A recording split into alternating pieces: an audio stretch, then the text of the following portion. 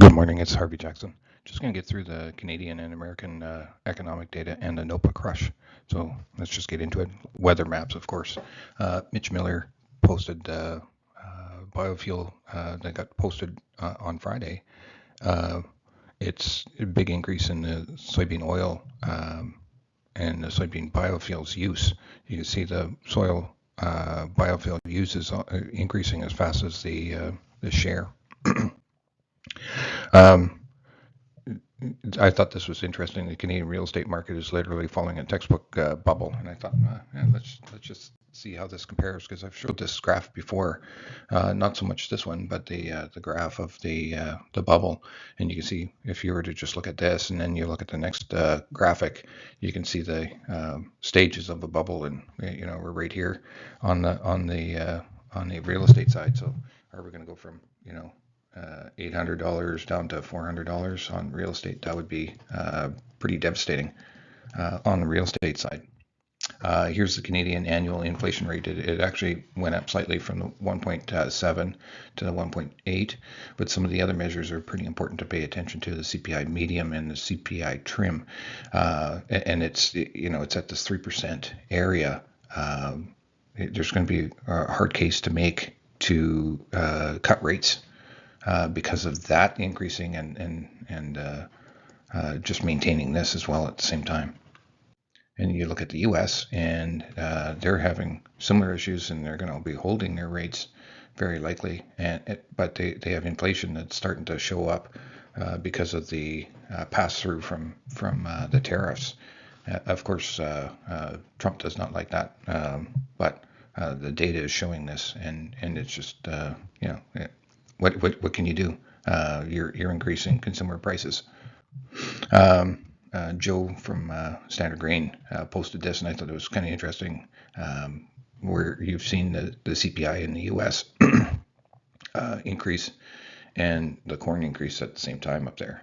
You can see it here. Corn increased at the same time, fall off in the same kind of timeline, and where we are right now. Pretty cool. He also talked about the NOPA Crush. I was trying to find the data directly, but I never found it on Reuters. But so I just pulled this here. You see that the tracking of the NOPA Crush volume is pretty amazing. But add those crushers for that renewable fuel program, biofuels, whatever, and you have increased crush, but you also have decreased ending stocks.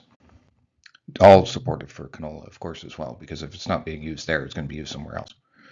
Let's have a quick look at the weather. There's a possible derecho area that Nutrient Ag is talked about, or Ag X weather, and don't know if this is going to happen, but it's definitely sending the signals that it could, a derecho in those areas.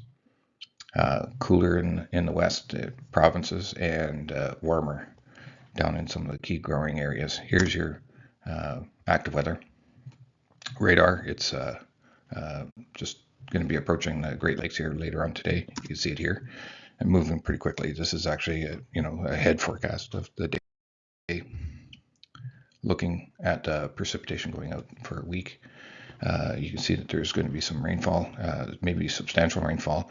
There's some that are talking about that this could be too much. I shouldn't say, at this stage, the plants are that big. They do handle moisture, but you could get some more disease in there.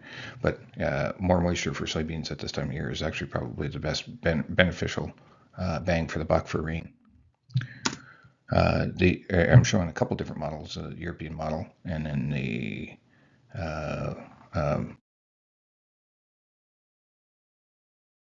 GEFS, because I don't often report this one, but not many forecasters are actually using it. But hey, it's still showing the same kind of thing. There's not big amounts of rainfall in the areas, but whether that's going to be enough to sustain this just-in-time kind of rainfalls that we're needing here. Just have a look at the markets. The canola and rapeseed is up slightly. Soybean oil is up. Crude oil is down a little bit, and wheats are basically on both sides of unchanged. But what you want to take note is corn's up 4.5 cents or 4.25 cents. So here's canola on a 2-hour chart. Nice recovery. Rapeseed, nice recovery as well. Got above this wedge that I left on there. I should have maybe taken that off, but you can see that it's actually had a pretty good recovery in the last few days. Soybean oil, looks like we're going to try to bust out the top of that wedge, or that pendant, which would be very, very good for us. Soybean futures, you can see that, looks like a little bit of a recovery here, but not a heck of a lot, but it's struggling for sure. And what's struggling even more is the meal. I think we're going back to 2016 pricing right now. Canadian dollar. I was talking to a few clients about getting a little bit more coverage here, but they are converting some of their deficits, if they have the US dollar deficits in there, to get them kind of washed out at the 74-cent level or higher. Let's have a quick look at wheat. That fall off. Now a bit of a recovery here today. But Kansas is the anchor pulling us down, and so is Chicago. Chicago's doing the exact same thing, pulling us down. Corn futures, nice, like I said, nice recovery today. And that's all I have for you today.